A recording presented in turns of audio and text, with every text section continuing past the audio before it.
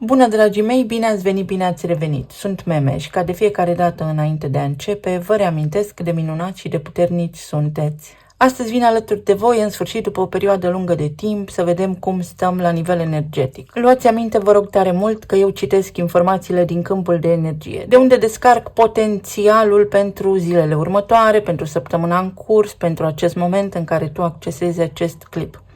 Vorbim despre potențial, nu despre lucruri care se întâmplă sau se vor întâmpla, pentru că viitorul și realitatea noastră sunt concepte fluide. Le putem modela după bunul plac, însă, așa cum bine știm, ele se întâmplă mai degrabă în funcție de inconștientul nostru, de ceea ce simțim și de ceea ce nu gândim și nu putem ieși din bucla în care ne învârtim. Asta vin să fac alături de voi aici, să vă arăt posibilități prin care puteți ieși din buclă, puteți sparge niște tipare. Vom vedea cum putem depăși provocările sau de ce surprize putem avea parte. Pentru mine luna martie a fost foarte încărcată, pur și simplu m-a bulversat total și la nivel energetic și la nivel fizic. Blocul în care locuiesc eu a intrat în renovare, așadar sunt înconjurată de niște schele și de șantier. În consecință, timpul meu liber va deveni și mai restrâns, întrucât vom avea parte de zgomot. Nu știu exact cum voi reuși să navighez printre bormașinile celor care se ocupă de anveloparea blocului. Nu știu exact cum voi reuși să vin alături de voi.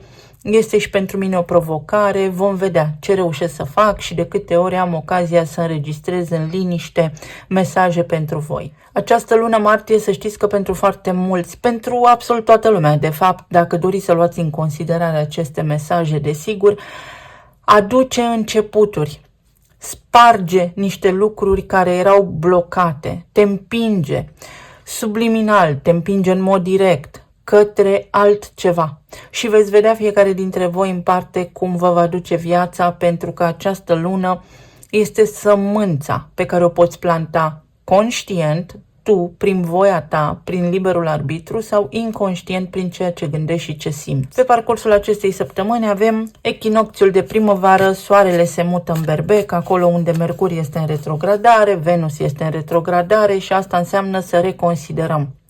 Să reconsiderăm impulsul de moment și să facem o strategie mai bună atunci când vrem să facem lucruri noi în viața noastră sau când luăm decizii importante.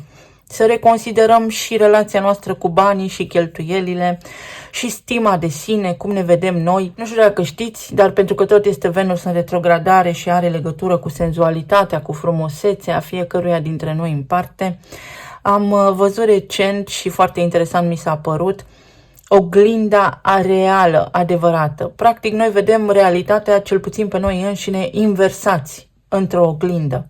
Și există și o oglindă în care te vezi realmente așa cum te văd și ceilalți. Cam așa este și cu viața în perioada de retrogradare. Ai ocazia să vezi realmente ce se petrece în viața ta și să intervii acolo unde lucrurile îți par că nu sunt în conformitate cu dorințele tale cele mai înalte. Intră și Neptun în Berbec.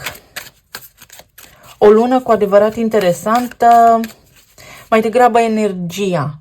Plantează acum niște semințe tu, omule, pentru a putea manevra energia aceasta către un potențial înalt, către ceea ce tu îți dorești, către ceea ce tu aspiri. Să vedem ce stă la baza acestei energii. Stelele, numărul 16 și 6. Aici vorbim despre o călăuză, despre un potențial plin de armonie și de echilibru, mai ales în ceea ce privește viața ta domestică, viața ta, rutina ta. Dorințe care se pot îndeplini și tu poți planta semințele acelor dorințe. Ceea ce îți dorești, este important să inițiezi o acțiune, să faci ceva, să produci o schimbare. Nu poți rămâne într-un tipar ca și până acum, pentru că nu așa vei obține noutate în viața ta. Trebuie să schimbi de la rădăcină tiparul. Aduce prosperitate această săptămână, deschide practic poarta către un potențial foarte prosper, foarte abundent, posibilitatea de a te îndrăgosti sau posibilitatea de remediere a unei relații. O săptămână cu foarte multă inspirație. Uite, aici avem sezonul peștilor pe care încă suntem, avem un paj De cupe. Pajul de cupe vine cu vibrație înaltă, vine cu tot ceea ce implică trăirea ta interioară, cu dorința sufletului tău, practic, care se poate manifesta acum. Vrei ceva, nu te îndoi, vrei ceva, nu judeca, vrei ceva, nu veni cu gând peste gând, pentru că un gând peste un alt gând anulează dorința ta. Foarte multă intuiție și potențial către iubire.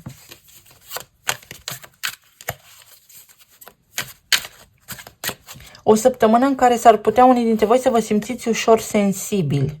Și aici avem o carte și numărul 26 care are legătură cu invizibilitatea și uite, lucruri ascunse, foarte mult mister, filosofie, cunoaștere de asemenea, educație. Unora dintre voi vă merge bine în studii, altora dintre voi vă poate merge bine la nivel de relație. Pentru alții dintre voi pot fi admiratori secreți, pentru alții dintre voi se pot remedia niște probleme, provocări, cum vreți să le spunem, care au legătură cu relația voastră. Pentru aceia dintre voi care ați avut o relație secretă, să îi spunem, există aici un potențial de revenire asupra acelor emoții. Pot și acei oameni să reapară în viața voastră, însă vorbim despre revizitarea la nivel emoțional a situațiilor, pentru a le încheia, pentru a le înțelege mai bine, ori de câte ori retrogradează o planetă personală, cum sunt următoarele, Mercur, Marte, Venus. Pentru noi este important să vedem ce am făcut noi, cum ne-am simțit noi, dincolo de faptul că foști parteneri sau foste situații se pot recrea în viața noastră și că foști parteneri pot apărea. Pentru alții dintre voi sunt niște vești care au legătură cu dorințele voastre, cu un loc de muncă, cu un plan pe care îl aveți, cu un proiect la care lucrați. Se descurcă o situație, devine mai clară, mai vizibilă. Hai să vedem pe zona de relații, plan material și emoțional. Este o energie benefică care îți spune că situația înflorește, că este un flux organic în care poți intra și că lucrurile pot fi mai fluide, mai ușoare pentru tine. Să nu uităm că la sfârșitul acestei luni, pe 29, avem și eclipsa aceea de soare, care astronomic vorbind nu prea este o eclipsă, însă ne jucăm și noi așa cu ceea ce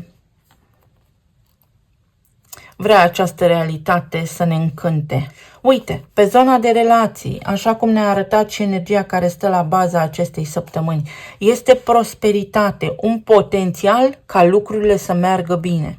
Un potențial ca tu să întâlnești începând cu această primăvară, pentru că se marchează la nivel astronomic venirea primăverii, pe cineva în viața ta, un om alături de care să îți întemeiezi o familie, un om alături de care să ai o relație. Pentru alții dintre voi poate fi revenirea senzației că te-ai îndrăgostit, revenirea iubirii în viața ta, printr-o persoană anume sau tu acum să îți permiți să iubești din nou. Apare cineva nou în viața ta, dar care te face să renaști, te face să simți iubirea, iubire pe care nu credeai că o mai poți întâlni în această viață. Aici este potențial de relație pentru care tu trebuie să declanșezi energetic ceva. Pentru aceia dintre voi care sunteți în relații de cuplu, este armonie la nivel financiar. În primul rând, dacă vi se datorau niște bani, îi puteți primi. Se întoarce cumva prosperitatea, ceea ce ați emis, lucrurile pentru care voi ați lucrat, proiectele în care ați pus emoție și energie, acum pot lua amploare. Este și o împăcare în cazul în care aveați conflicte, dar este și o elucidare a unui mister. În sfârșit aflu ceea ce voiam să știu. Da, 6 de cupe, ni se spune pe internet că este suflet pereche, este mai degrabă revenirea la o iubire sau la o senzație de iubire de suflet. Este revenirea la frecvențe înalte, acolo unde o relație se poate desfășura armonios. 7 de monede și asul de monede. Am plantat semințele, plantăm semințele pentru un potențial foarte bun. Și la nivel financiar, în familia în care ești, și la nivel de stabilitate, în relația în care ești, dar și potențialul să cunoști pe cineva nou. Indiferent dacă tu ai o relație sau nu, pentru că poate ești într-o relație toxică din care ți este teamă, frică să ieși sau pur și simplu ești într-o zonă de confort și nu știi că poți iubi din nou, nu știi de fapt ce este iubirea adevărată. Poate fi prin intermediul serviciului sau poate fi vorba despre o situație care a stagnat, despre o situație cu care te-ai confruntat în trecut, care acum vede lumina zilei. Se elucidează acel mister despre care vorbeam și lucrurile devin clare. Ai parte de o încheiere, ai parte de o certitudine, ai parte de o garanție, poate fi pentru unii dintre voi. Unii dintre voi puteți achiziționa ceva, mai ales aceia dintre voi care sunteți în relații deja formate. Este o perioadă în care, dacă aveți niște planuri la nivel financiar, dacă aveți o afacere de familie, acea afacere poate fi foarte stabilă, poate fi o revenire la normalitate cel puțin. Împărăteasa și asul de monede aduce o sarcină sau aduce noutate, dar o noutate stabilă, concretă. Pentru că, uite, am avut un 7 de monede aici. Pentru că, uite, este timpul. 3 de bâte marchează timpul la această eclipsă. Această arcană, 3 de bâte, reprezintă arhetipul berbecului, unde vom avea acea eclipsă, acea lună nouă. Și va ieși soarele aici. Ne vom uita către sezonul leului, pentru că 4 de bâte este o arcană a leului. Deci din martie până la sfârșitul lunii iulie, lucrurile vor începe să se miște, dar pe o vibrație înaltă, pe o frecvență, mai corect spus, înaltă. Timp în care tu ai prilejul să iei hotărâri importante pentru viața ta, astfel încât să ai parte de această împlinire, de această frecvență înaltă de iubire, de un partener cinstit, loial, care să te iubească și cum mai vreți voi să fie. Ne uităm către relații stabile, către liniște și armonie.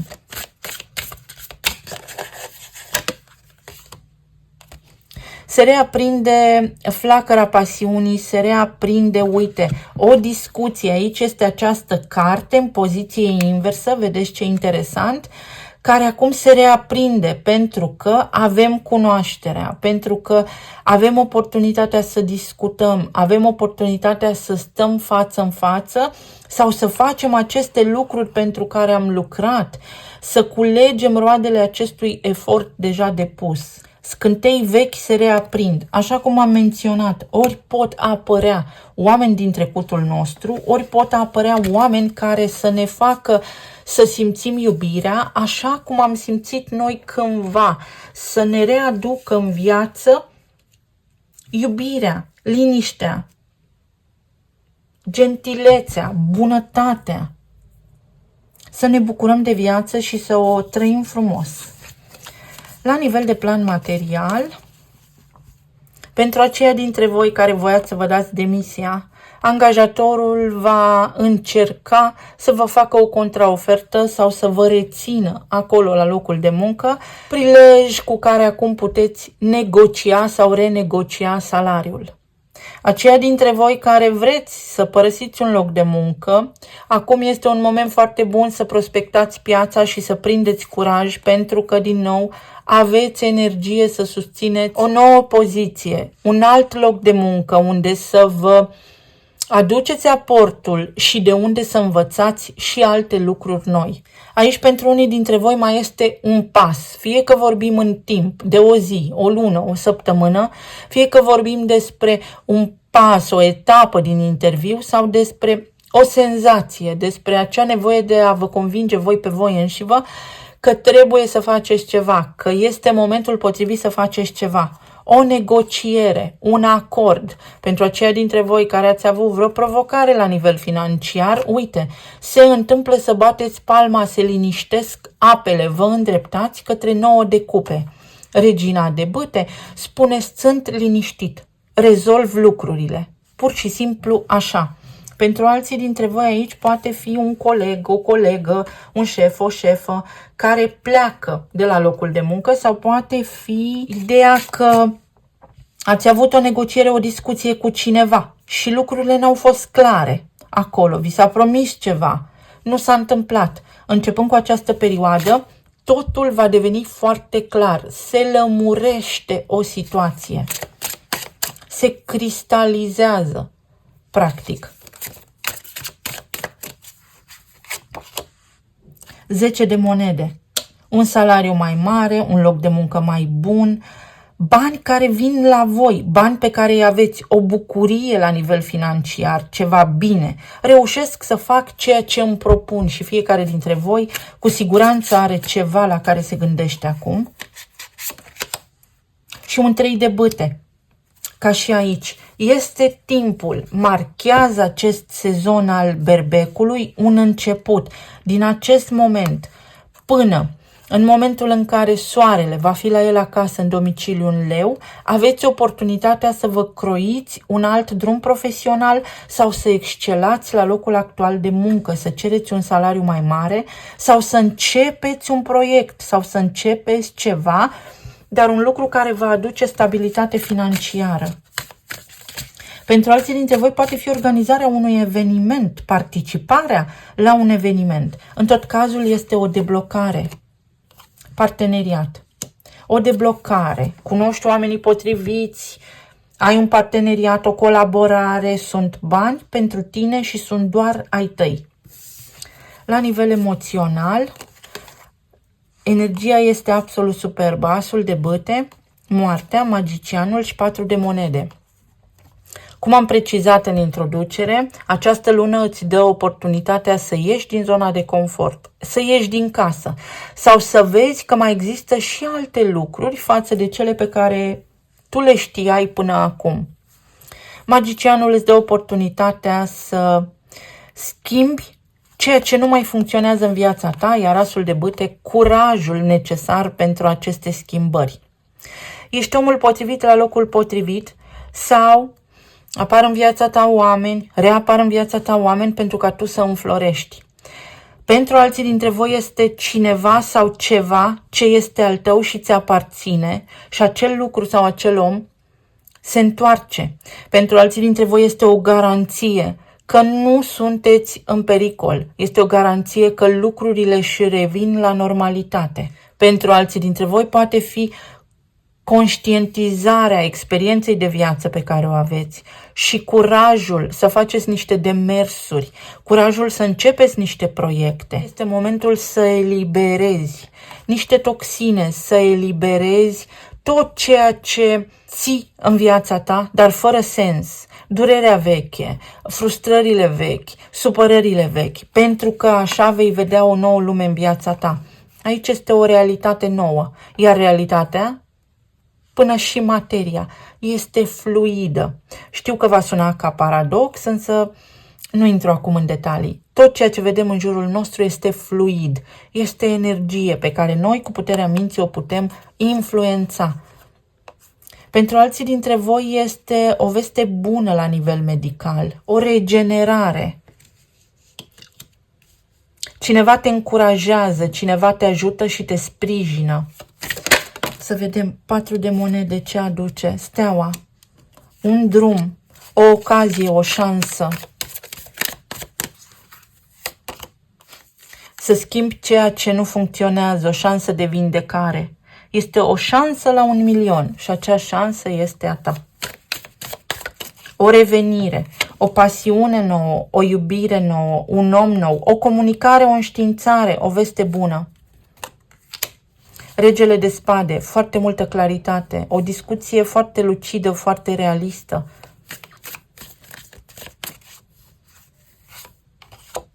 Și nebunul, un început, o nouă oportunitate, o nouă șansă, dacă vreți unii dintre voi. O nouă terapie, cunoașteți oameni noi, viața voastră pur și simplu sare de pe linia pe care sunteți pe alta. Nu de la sine, o puteți face să se schimbe. Timpul perfect, este vorba despre timp. timpul. Oricum timpul nu mai este cum a mai fost. V-am mai spus că undeva prin 1960 au descoperit că timpul s-a comprimat foarte mult și vedem bine în fiecare zi că nu avem timp să facem tot ceea ce ne propunem. Este o accelerare a timpului. Poate cine știe, se lucrează la niște proiecte științifice. Am văzut că în China se întâmplă foarte multe lucruri. Ei au reușit și să-și creeze un soare artificial, au reușit să stabilizeze pentru 18 minute plasma. Trăim niște vremuri în care nu doar că trebuie să ținem pasul, ci avem oportunitatea să înflorim și să ne schimbăm și noi viețile.